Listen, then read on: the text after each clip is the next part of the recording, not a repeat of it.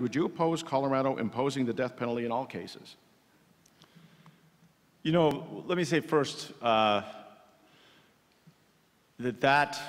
very fact that you're asking that question does show that we're having that conversation. And when I made the executive order with Nathan Dunlap, and I know that I'm not going to change people here, but he was, after the trial, after all of that, he was judged to be severely bipolar. 3 of the jurors wrote affidavits saying that if they knew that, it would have changed their judgment. You need 12 out of 12 votes for capital punishment. But take all that aside, I think there's some legitimate issues about whether government should take a life.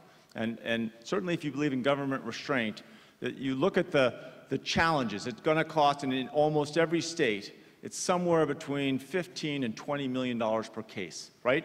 And it's over a period of 10 or 20 years.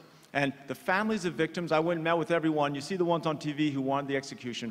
Many of those family members, the other half, don't want him executed because in their faith, they're evangelical Christians or devout Catholics, they want to be able to forgive him every day. Now, I'm not saying they're right or wrong, but that's part of the challenge here, and there's no deterrent value. There's no deterrent value. The bottom line is that deterrence, you look at states that got rid of the death penalty 20, 30 years ago, they have no higher murder rates or mass murder rates. Every study, there have been 35 studies, none of them show any deterrence. So you have to kind of wonder, I mean, there's a question, a legitimate question, should government take a life? And then the second question, which I think is equally significant, is, you know, how do we get to that point of conversation? I think that's part of what the state's doing right now is having that admittedly very difficult conversation. There are reasons. I mean, there's not another civilized country in the world, right? There's nothing in South America, nothing in Canada, Mexico, nowhere in Europe, Israel, New Zealand, Australia. None of them have the death penalty, right? And there are reasons we should be asking why.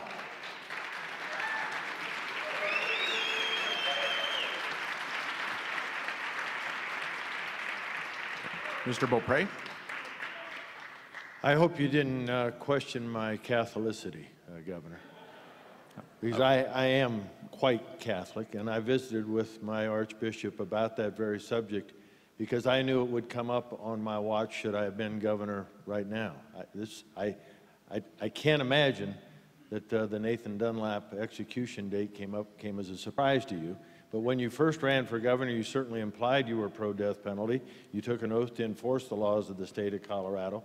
And I understand, and let me stipulate that there are very good moral arguments to be opposed to the death penalty. What I can't understand, and we tried to have this conversation the other night up in Denver, what I can't understand is if suddenly you decided you were anti-death penalty, as you put it now, the government shouldn't be in the business of taking people's lives, then why didn't you just grant him clemency, especially if you believed that he had new information that deserved clemency? Make the decision, Governor. That's what's got people upset right now and why we're having a conversation. It's more a conversation about you than the will of the people of Colorado, who have stated in a big majority that they favor that law.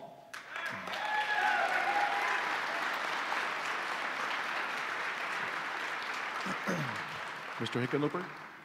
Well, certainly we all, again, when you get new facts, at least when I get new facts, I change my opinion. And sometimes, certainly you supported personhood amendments when you were in Congress, and now that's one you're opposed to. So people can change. And certainly, I don't know which Archbishop you talked to, but Archbishop Chaput was one of the people. I'm not a Catholic, and I certainly would never challenge your Catholicism.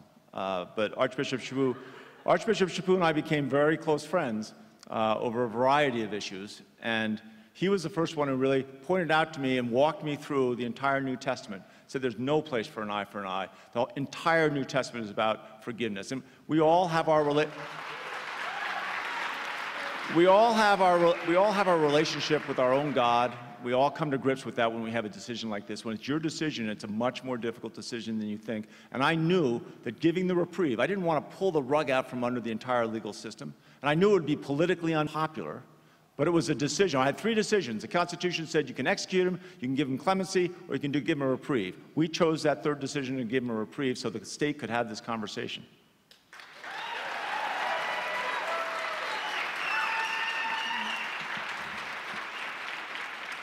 Mr. Beaupre. John, you still haven't told me why you didn't exercise the other leadership option that you had if you were opposed to the death penalty, why you didn't grant him clemency. Will you grant a temporary reprieve to James Holmes, too? Well, that's a hypothetical question that obviously we don't know the case or how it's going to be adjudicated. So you would not. Well, wait. If he's asked a hypothetical question, he won't answer it. He didn't answer them at all on Tuesday night. So having these kind of questions of what happens, is he insane or is he not insane? We don't have any information on this. So asking someone to judge that on a hypothetical conference is ridiculous. Listen, I made the decision, and I knew it would be a very unpopular decision, right? I sat down and I made that decision, on the facts that I had within my own faith, right? And I had to, I haven't changed since that executive order, right? I'm not going to go out and change it after the election. I'm going to leave it at a reprieve and let this state continue to have the conversation. And if the next governor, and just for the record, I plan on winning this election, so I don't think it's going to be Congressman Beaupre. But if the next governor feels that strongly that this person should be executed, well, then that will be their decision. But I have made that decision, and it was not a popular one. It certainly had no political benefit, but it was the right one for me and for my relationship with God.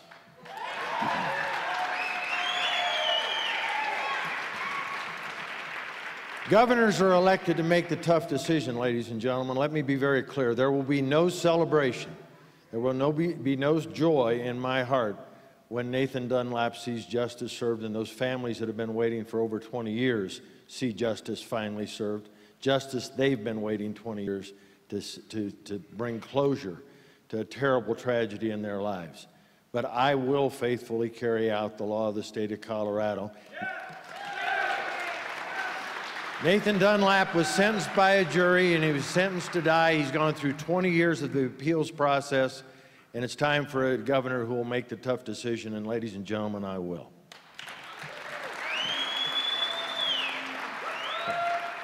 Okay, Mr. Beaupre, you'll answer this one first. Another controversial topic. Do you think that the state constitution needs a personhood amendment? No, I'm opposed to the personhood amendment. I'll tell you what I'm in favor of. I'm in favor of innocent life, and I will stand up and defend it, whether it's unborn, whether it's the disabled community, whether it's our elderly who need a champion. I'll be that champion. Claudia and I have lived our life that way, but at the same time, we respect that a whole lot of people we admire a great deal, including members of my own family, have come to a different conclusion on that very difficult subject that I have. Personhood amendment, as it's known, the personhood amendment is the wrong solution to the bigger problem. We've made great progress in defending innocent life, especially that of the unborn. We've limited partial birth abortion. I think most people understand that that is a step too far, and that we shouldn't be doing that as a civil society, as he referred to earlier. We have advanced through technology. The sonogram, I think, has been a wonderful technological advancement that has shown parents that infant child that is unmistakably their child. And it has reduced the number of abortions. We should take steps to do that. The governor likes to mischaracterize where I'm at on this issue. Let me be very clear. I am pro-life and unabashedly so. That's how I live my own life, but I very much respect that many other people have a different view on that, and I will respect their view, and I'll respect the law of this state and of this nation, and I'll enforce those laws, make sure that everyone has access to, he'll probably bring up birth control. Let me be clear. Ladies, women, you should have access to birth control, and the choice of that birth control should be yours. I have a problem with who ought to pay for it. I don't know that he does.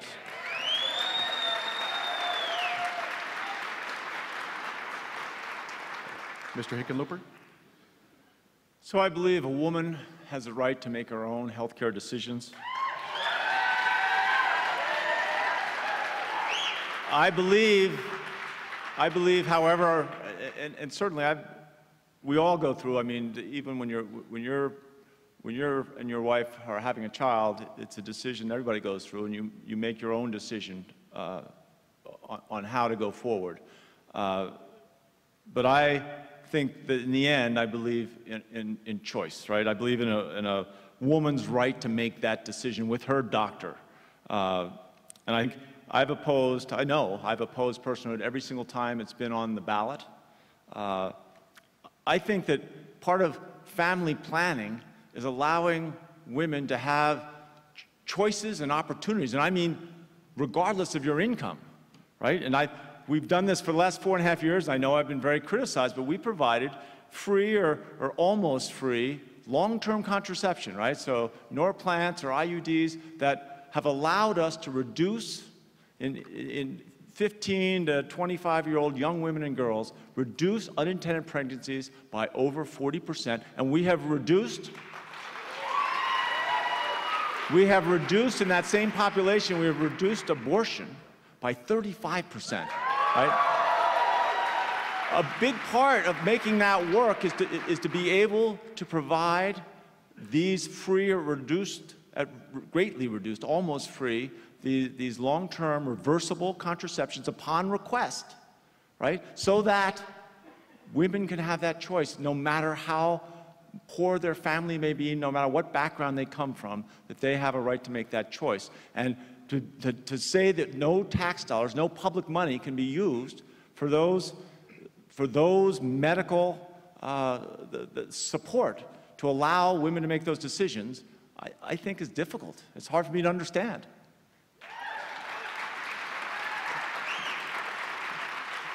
Mr. Beaupre? John and his party seem to like to make this about trusting women somehow. John, what do you have to say to women who are widows, who have orphans because of parolees that you've let out of state correction, direct from solitary confinement?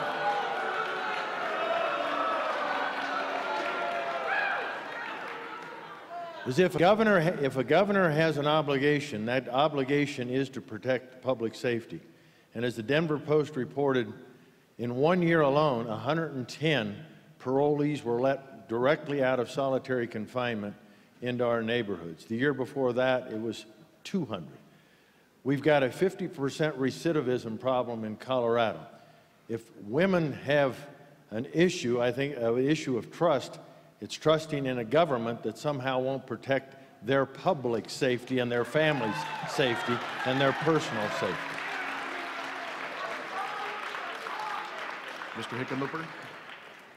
You know, that is, and we talk a lot about who represents the Washington way and who represents the Colorado way, but to take a question like what we're discussing, a serious issue about women's rights to make decisions around their health care, and turn it into a level of prison reform, which I'm happy to talk about, right? Let's have that discussion, right? I'm eager to do that. But wait. Congressman Beaupre, if you want to talk to me about widows, talk to me. My mother was widowed twice, and I grew up in a family with 3 older brothers, or 2 older sisters and an older brother, and I know what it's like to be in a family that's gone through that, and I'm very clear. And I have spent a lot of time with Lisa Clements and her children. They got married in the governor's mansion. They understand what they were doing. Tom Clements was part of that reform. And for you to make his murder part of a political gambit, I think is reprehensible.